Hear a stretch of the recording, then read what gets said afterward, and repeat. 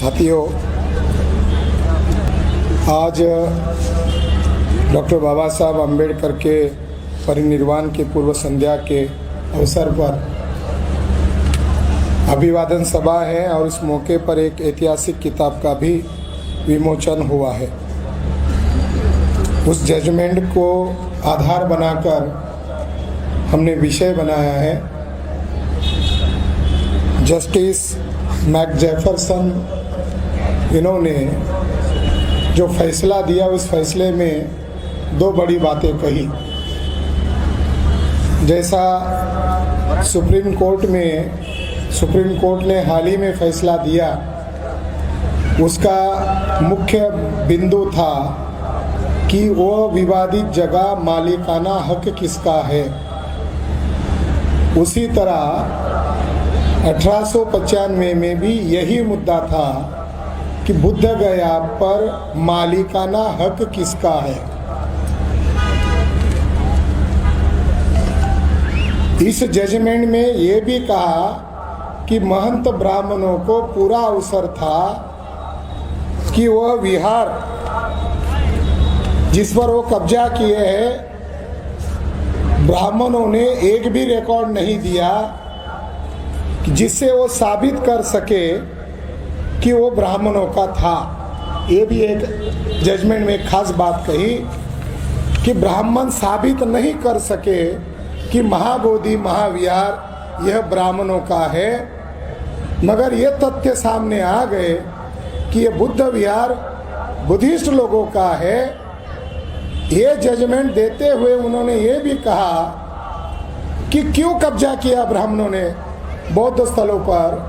उसका मूल कारण है जो बुद्ध के मूल अनुयायी थे, उन्हें हिंदू बनाने के लिए ब्राह्मणों ने बौद्ध स्थलों पर कब्जा किया। इसमें इंक्लूडिंग महाबोधि महाविहार है। इस जजमेंट के दरमियान और एक बात सामने आ गई, वो ये बात कि उड़ीसा का जो जगन्नाथपुरी है, इस पर जैसा ब्राह्मणों ने कब्जा किया वैसा ये यहाँ पर करना चाहते हैं और उस पर कब्जा ही नहीं किया।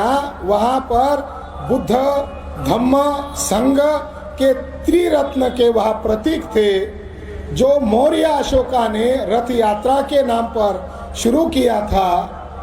रथ यात्रा जगन्नाथपुरी में ही नहीं होती, कर्नाटका में भी होती है, खासकर कि केरला में भी होती है। तो इस जजमेंट के माध्यम से कई सारे बातें सामने आ गई कि सारे बौद्ध स्थलों पर ब्राह्मणों ने कब्जा किया है।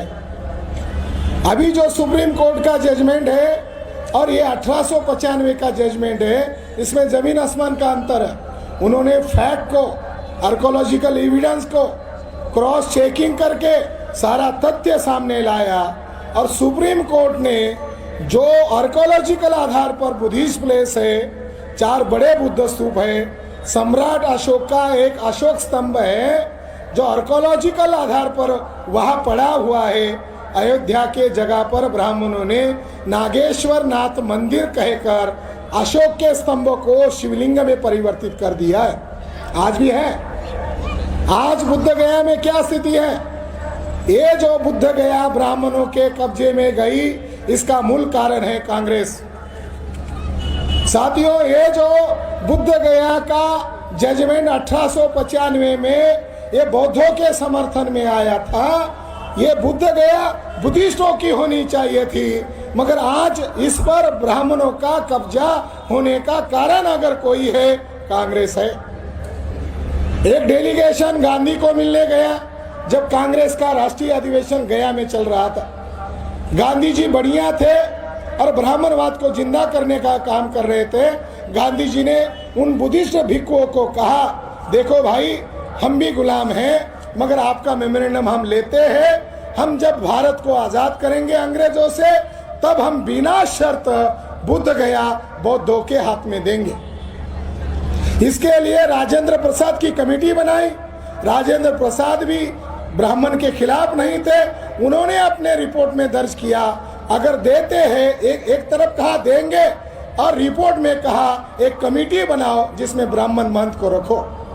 साथियों, 1947 में भारत आजाद हुआ। वहां का भूमिहार ब्राह्मण वहां का प्रथम मुख्यमंत्री बना श्री कृष्ण सिंह। उधर से राजेंद्र बाबू को नहीं भेजा, उधर से जो ब्राह्मण था सर्वपल्ली राधाकृष्णन, जो बुद्ध धर्म का विरोधी आदमी था, उसको वहां भेजा। वहां पर एक रिजोल्यूशन पास किया, वहां अधिनियम बनाया जिसको कहते हैं महाबोधि टेम्पल एक्ट 1949। इस एक्ट में प्रावधान किया गया कि आधे से ज्यादा मेंबर ब्राह्मण होंगे, हिंदू होंगे। अब हिंदू के नाम पर किनको रखा? इन लोगों ने उनकी मीटिंग की। जब सर्वपल्ली राधाकृष्णन वहां समारोह के तौर पर गए बुद्ध गया में, तो ब्राह्मण महंतों ने वहां पर मिठाइयां बांटी और उस एक्ट का समर्थन किया। जो ब्राह्मण कोर्ट में सबूत नहीं दे सके ब्रिटिश पीरियड में, ये हमारा है, जो इलीगल कब्जा था, महाबोधि टेम्पल एक्ट अधिनियम 1949 बनाकर उसको लीगली बनाया गांधी, नेहरू और भूमिहार ब्राह्मणों ने। इस एक्ट में सब गड़बड़ी है। अगर बुद्धिस्टों को महाबोधि विहार चाहिए तो एक जजमेंट आपके समर्थन में है, मगर ये जो अधिनियम है, इस अधिनियम को जब तक खारिज नहीं करते तब तक बुद्ध गया पर ब्राह्मणों का कब्जा रद्द नहीं होगा। इसके लिए जागरण करना होगा, इसके लिए संगठन बनाना होगा, इसके लिए लोगों को बताना होगा। मैं जब वहां गया तो मैंने देखा कि महाबोधि विहार के टेम्पल के सामने वहां लिखा है 5 पांडव। ब्रिटिश रिकॉर्ड में क्या कहा है? ब्राह्मण इसको 5 पांडव कहते हैं। यहाँ पर ओरिजिनल 5 बुद्ध की प्रतिमाएं जिन्हें बोधिसत्व कहते हैं वहां पर है। इन्होंने 5 पांडव का ऊपर लिखा सनातन धर्म और उसके नीचे लिखा महंत गिरी का समाधि स्थल। वो जगह कनिंघम ने एक्सकवेशन किया, वहां पर कोई ब्राह्मणों का स्थल नहीं होना चाहिए। जो मेन टेम्पल है उसके लेफ्ट हैंड में जमीन के नीचे जिन ब्राह्मणों ने इलीगल कब्जा किया उसकी डेड बॉडी दफन की है। एक महंत ब्राह्मण को मैं मिला, उसको कहा ये क्या हो रहा है, तो उसको थोड़ा चंदा दिया तो उसने खुशी से मुझे कहा तुम शायद हिंदू लग रहे हो, हमें खुशी होनी चाहिए जब बौद्ध आते हैं बुद्ध को नमन करने के पहले हमारे महंत को प्रणाम करते हैं। वहां शिवलिंग स्थापित किया है। बेगलर नाम का एक आर्कोलॉजिस्ट ने इसका एक्सकवेशन किया तो उसको इतना गुस्सा आया, ये बुद्धिस्टों का है नहीं। उसने शिवलिंग को उखाड़ कर फेंक दिया, उसके नीचे बुद्ध की मूर्ति मिली। साथियों, बुद्ध गया ये दुनिया का हेरिटेज है, इसको विश्व ने विश्व हेरिटेज घोषित किया। मगर जब तक भारत में बुद्धिस्ट लोग आंदोलन नहीं चलाएंगे तब तक दुनिया के लोगों को ये पता नहीं चलेगा। आपने इसको हेरिटेज तो घोषित किया मगर ब्राह्मणों का इसके ऊपर कब्जा है।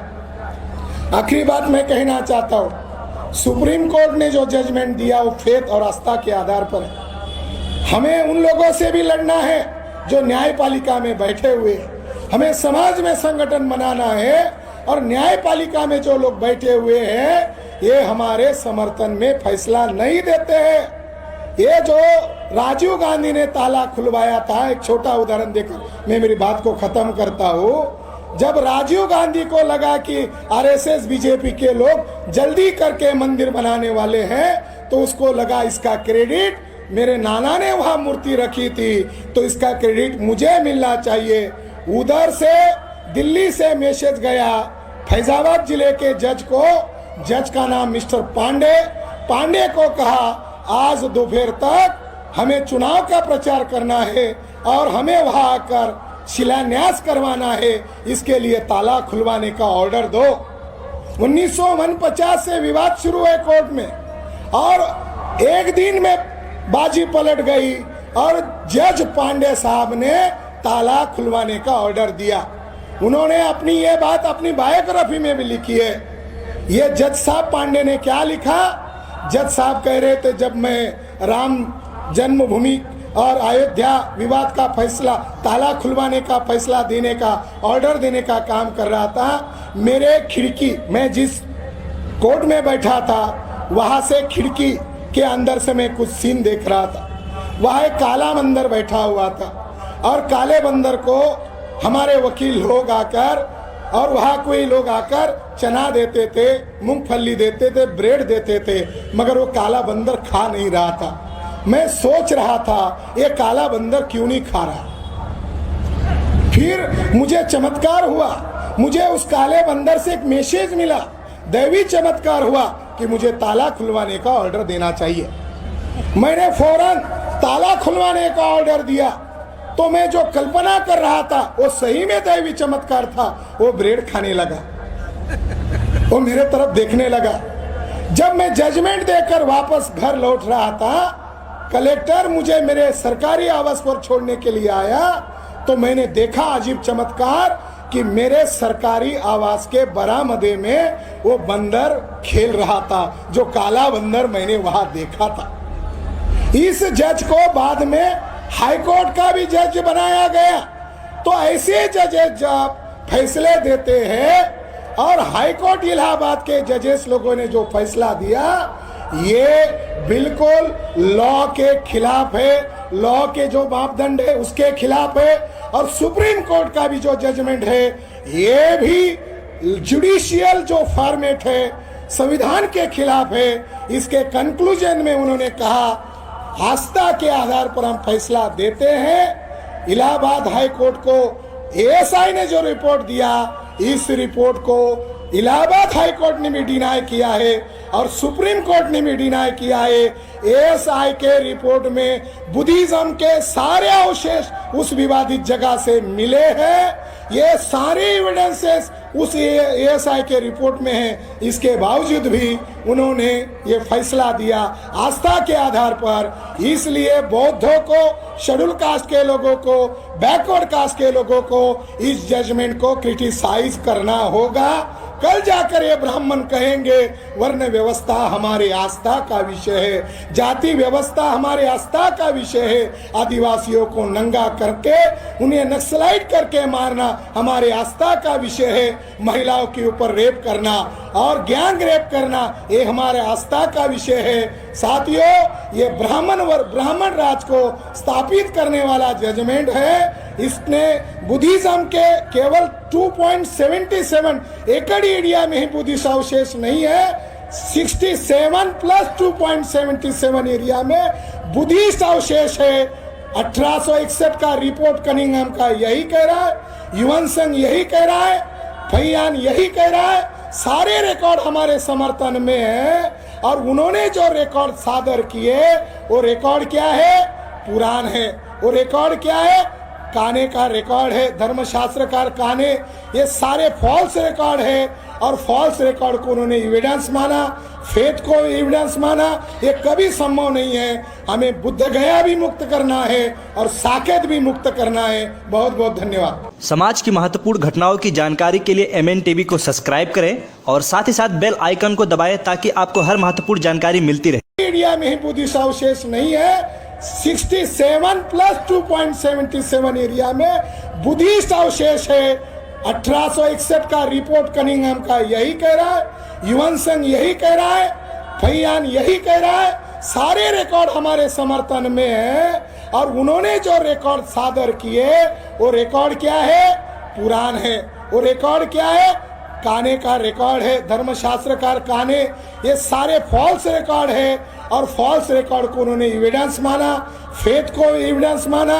ये कभी संभव नहीं है। हमें बुद्ध गया भी मुक्त करना है और साकेत भी मुक्त करना है।